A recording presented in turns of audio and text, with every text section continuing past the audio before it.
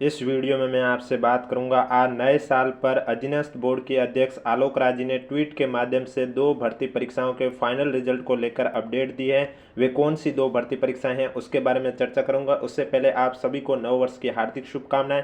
तो चलिए video start करते हैं। वीडियो स्टार्ट करने से पहले एक बार वीडियो को लाइक कर लीजिए और चैनल भी जरूर सब्सक्राइब कर लीजिए, क्योंकि आपको इस यूट्यूब चैनल पर अधीनस्थ बोर्ड की हर भर्ती परीक्षाएं, फिर चाहे वो आपकी महिला पर्यवेक्षक हो, महिला अधिकारिता हो, हॉस्टल सुप्रीडेंट की हो, महिला आंगनबाड़ी की हो, एलडीसी हो, स्टेनोग्राफ हो, जूनियर अकाउंटेंट हो या सूचना सहायक हो, कोई भी भर्ती परीक्षा हो, उनसे जुड़ी पल पल की अपडेट आपको इस यूट्यूब चैनल के माध्यम से दी जाती है। इसलिए अगर अभी तक आपने चैनल सब्सक्राइब नहीं किया तो चैनल जरूर सब्सक्राइब करें, नोटिफिकेशन भी ऑन रखिए, ताकि जब भी मैं नया लेटेस्ट वीडियो लेके आऊँ सबसे पहले आपके पास पहुंचे। और इसके अलावा अगर अभी तक आपने हमारा टेलीग्राम चैनल ज्वाइन नहीं किया तो लिंक नीचे डिस्क्रिप्शन में दिया हुआ, आप जाके ज्वाइन कर सकते हो।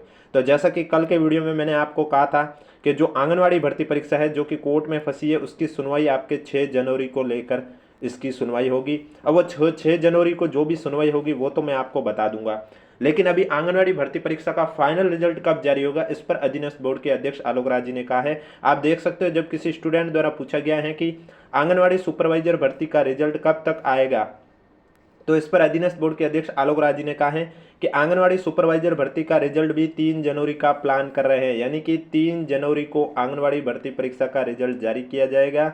और आंगनवाड़ी में जितने पद है उतने सभी पदों पर रिजल्ट आए ये कोई जरूरी नहीं, क्योंकि आपने देखा होगा अभी अधीनस्थ बोर्ड ने 4-5 एग्जाम के फाइनल रिजल्ट जारी किए थे, जिसमें आपका जूनियर अकाउंटेंट था, संगणक था, कृषि पर्यवेक्षक था, जीएनएम था।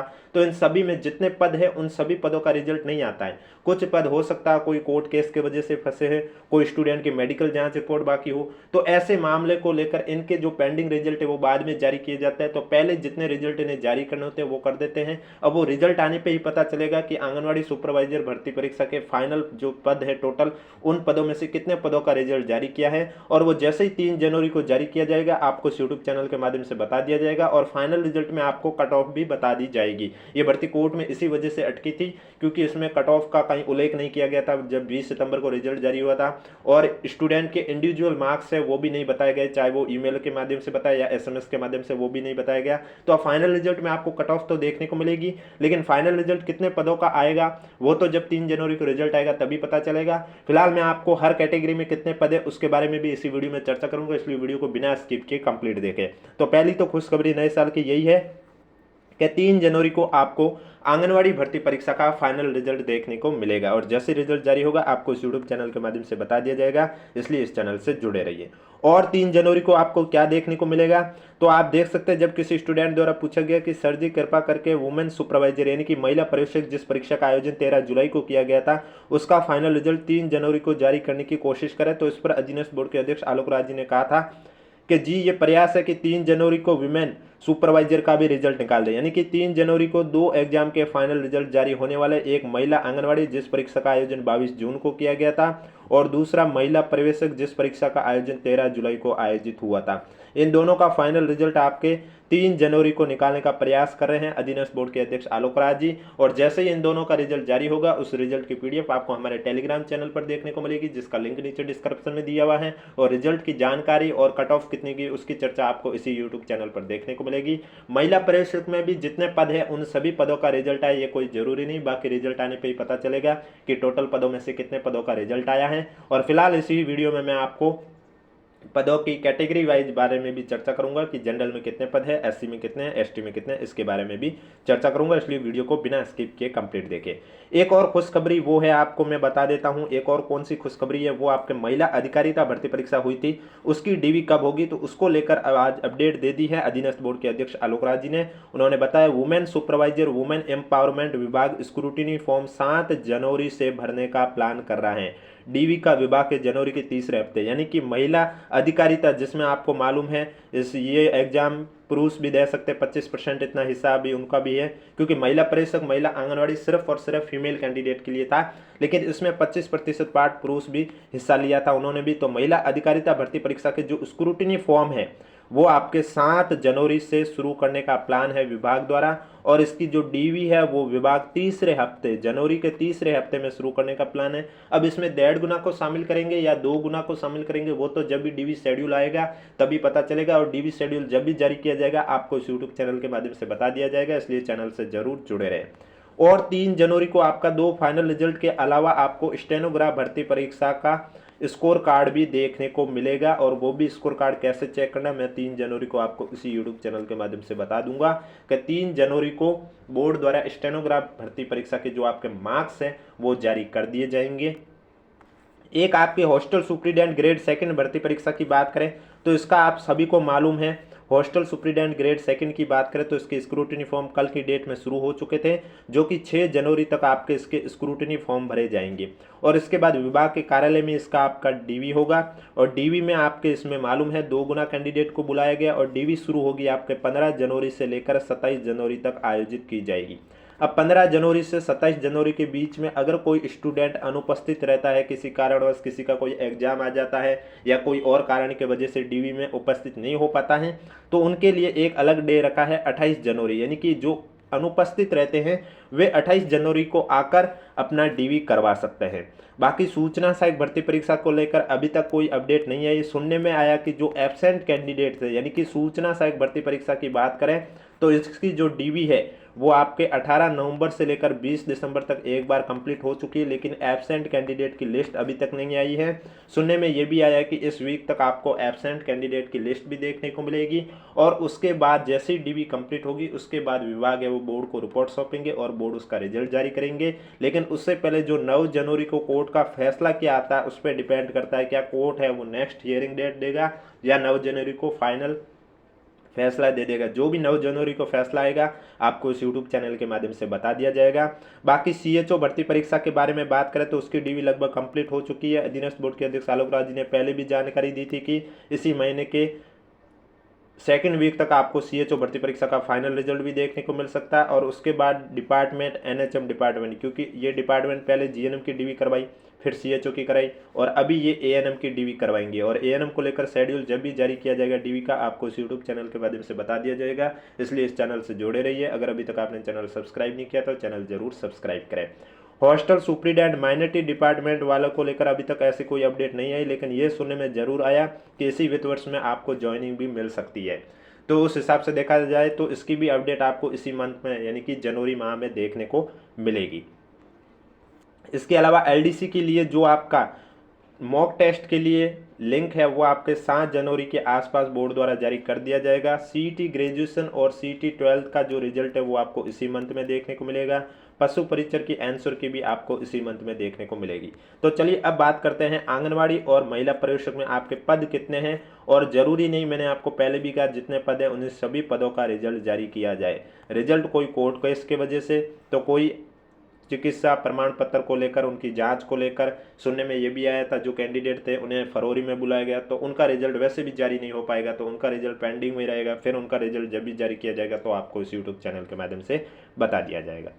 जैसे कि आप सभी को मालूम है आंगनवाड़ी भर्ती परीक्षा में टोटल आपके 254 पद थे। कितने पद है? 254। जब ये एडवर्टाइजमेंट जारी किया गया था तब इसमें 202 पद थे, लेकिन इसमें बाद में 52 पदों में वृद्धि की है जिससे कि 254 पद हो गए। 254 में से 213 पद तो आपके नॉन टीएसपी के हैं और 41 पद है ये आपके टीएसपी के हैं। अब 213 पद नॉन टीएसपी में कौन सी कैटेगरी में कितने हैं उसके बारे में चर्चा करते हैं। तो आप देख सकते हैं नॉन टीएसपी में यहाँ स्पष्ट रूप से लिखा हुआ है। जनरल कैटेगरी की बात करें तो जनरल में 63 पद हैं, विधवा में 5 पद है, परित्यक्ता का 1 पद है। एससी कैटेगरी की बात करें अनुसूचित जाति की तो एससी कैटेगरी में आप देख सकते हैं जनरल के 28 पद है, विधवा के 2 पद हैं, परित्यक्ता के लिए कोई भी पद नहीं है। अनुसूचित जनजाति की बात करें यानी कि एसटी कैटेगरी की बात करें तो जनरल के 40 पद हैं।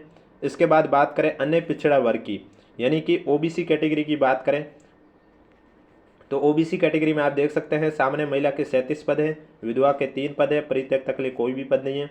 फिर आती है अति पिछड़ा वर्ग यानी कि एमबीसी कैटेगरी। एमबीसी कैटेगरी में आप देख सकते हैं सामान्य महिला के ये 9 पद हैं, बाकी परित्यक्ता विधवा के लिए कोई पद नहीं है। इसके बाद नेक्स्ट कैटेगरी आपकी आती है आर्थिक रूप से कमजोर वर्ग यानी कि ईडब्ल्यूएस कैटेगरी। ईडब्ल्यूएस कैटेगरी के लिए आप देख सकते हैं जनरल के 18 पद हैं, विधवा का 1 पद है। 12 जिले की शहरी या आदिम जाति की बात करें तो यहाँ पर भी आप देख सकते हैं जनरल के 3 पद हैं। इसके बाद यहाँ स्पष्ट रूप से लिखा हुआ अनुसूचित जनजाति वर्ग में सामान्य महिला के 19 और विधवा का 1 पद बैकलॉग के हैं। यानी कि अनुसूचित बैकलॉग का अर्थ यह है कि पिछली भर्ती के इसमें पद ऐड किए गए। जैसे कि अनुसूचित जनजाति में आप देख सकते हैं जनरल के टोटल 40 पद हैं, इसमें से 21 पद तो वर्तमान भर्ती के हैं और 19 जो पिछली आंगनवाड़ी 2018 की भर्ती थी उसके पद ऐड किए गए। और इसी तरह विधवा का भी एक पद है वो बैकलॉग का ऐड किया गया। अब बात करूंगा हॉरिजेंटल रिजर्वेशन में। हॉरिजेंटल रिजर्वेशन में आप देख सकते हैं दिव्यांगजन की बात करें तो इसमें बीएलबी कैटेगरी में 2 पद है, एचआई कैटेगरी में 2 पद है, एलडीसीपी में भी 2 पद है, एमआईएसएलडी में भी 2 पद है। इसके बाद मैं बात करूंगा भूतपूर्व सैनिक की। भूतपूर्व सैनिक में देखा जाए तो जनरल कैटेगरी में 9 पद है, एससी कैटेगरी में 3 पद है, एसटी कैटेगरी में 5 पद है, ओबीसी कैटेगरी में 5 पद है, एमबीसी कैटेगरी में 1 पद है और ईडब्ल्यूएस कैटेगरी में 2 पद हैं। और उत्कृष्ट खिलाड़ी की बात करें तो उत्कृष्ट खिलाड़ी में आपके कितने पद हैं? 4 पद हैं। फिर बात करूंगा टीएसपी की। ये तो थी नॉन टीएसपी की। टीएसपी में जनरल कैटेगरी की बात करें तो जनरल फीमेल में 20 पद हैं, विधवा का 1 पद है। एससी कैटेगरी की बात करें तो एससी कैटेगरी में सिर्फ और एक पद है, वो भी सामान्य महिला का।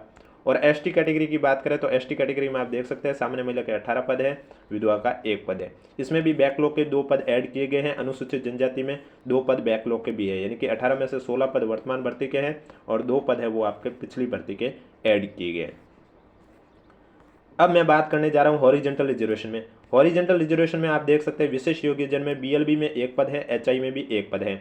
और भूतपूर्व सैनिक की बात करें तो यहाँ आप देख सकते हैं जनरल कैटेगरी के 2 पद हैं, एसटी कैटेगरी भी 2 पद है। तो ये तो आपका था महिला आंगनवाड़ी के। तो अब जरूरी नहीं जितने पद है 254 के 254 पदों पर रिजल्ट आए, रिजल्ट आपके कुछ ही थोड़े कम पद होंगे, यानी कि पद ज़्यादा होंगे, 254 से थोड़े कम रहेंगे।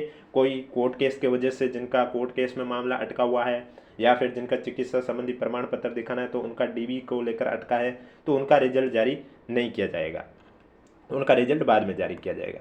इसी तरह पर्यवेक्षक महिला भर्ती परीक्षा में जैसा कि आप सभी को मालूम है इसमें टोटल 209 पद हैं।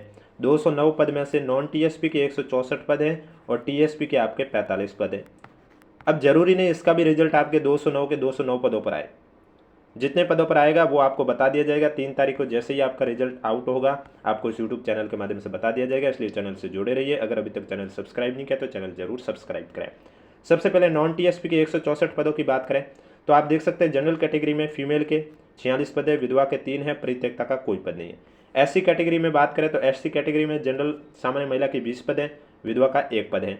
इसके बाद मैं नेक्स्ट बात करने जा रहा हूँ अनुसूचित जनजाति यानी कि एसटी कैटेगरी। एसटी कैटेगरी में आप देख सकते हैं सामान्य महिला के 43 पद है, विधवा का 3 पद है। इसके बाद आता है अन्य पिछड़ा वर्ग यानी कि ओबीसी कैटेगरी। ओबीसी कैटेगरी में आप देख सकते हैं सामान्य महिला के 25 पद है, विधवा के 2 पद हैं। इसके बाद आपका आता है अति पिछड़ा वर्ग यानी कि एमबीसी कैटेगरी।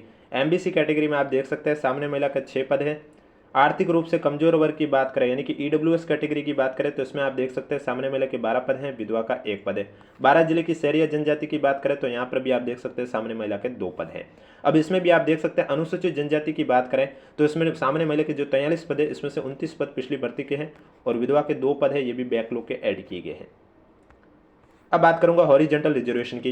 हॉरिजेंटल रिजर्वेशन में आप देख सकते हैं विशेष योग्यजन में बीएलबी कैटेगरी में 2 पद हैं, एचआई कैटेगरी में 1 पद है, एलडीसीपी में 1 है, एमआईएमडी में भी 1 पद है।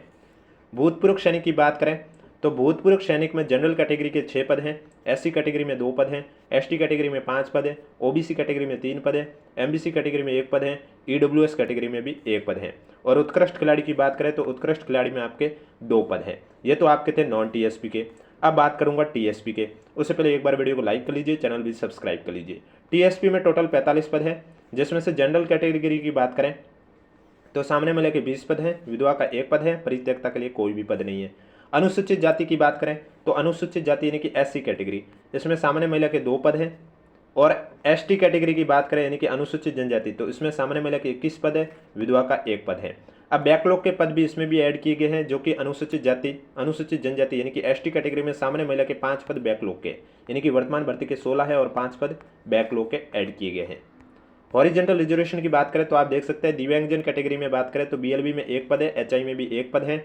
इसके अलावा भूतपूर्व सैनिक की बात करें तो आप देख सकते हैं यहाँ जनरल के 2 पद है, एसटी के भी 2 पद हैं। तो ये थे आपके कैटेगरी वाइज पदों के बारे में फाइनल रिजल्ट को लेकर अपडेट। वीडियो पसंद आए तो वीडियो को लाइक करें, चैनल जरूर सब्सक्राइब करें। बाकी 3 जनवरी को अधीनस्थ बोर्ड द्वारा 3 अपडेट दी जाएगी, उन तीनों अपडेट के बारे में आपको सूचना दे दी जाएगी जब भी 3 जनवरी को जारी होगी, जिसमें एक है आपका महिला प्रवेशिका का फाइनल रिजल्ट, दूसरा आपका है महिला आंगनवाड़ी का फाइनल रिजल्ट और तीसरा आपका है स्टेनोग्राफ भर्ती परीक्षा का स्कोर कार्ड। ये तीनों ही अपडेट जैसे ही जारी होगी आपको उस यूट्यूब चैनल के माध्यम से बता दिया जाएगा, इसलिए चैनल से जुड़े रहिए। और अगर अभी तक आपने हमारा टेलीग्राम चैनल ज्वाइन नहीं किया है तो लिंक नीचे डिस्क्रिप्शन में दिया हुआ, आप जाके ज्वाइन कर सकते हो, क्योंकि हम कोई भी कंटेंट बनाते हो उनकी PDF आपको हमारे टेलीग्राम चैनल पर ही देखने को मिलेगी।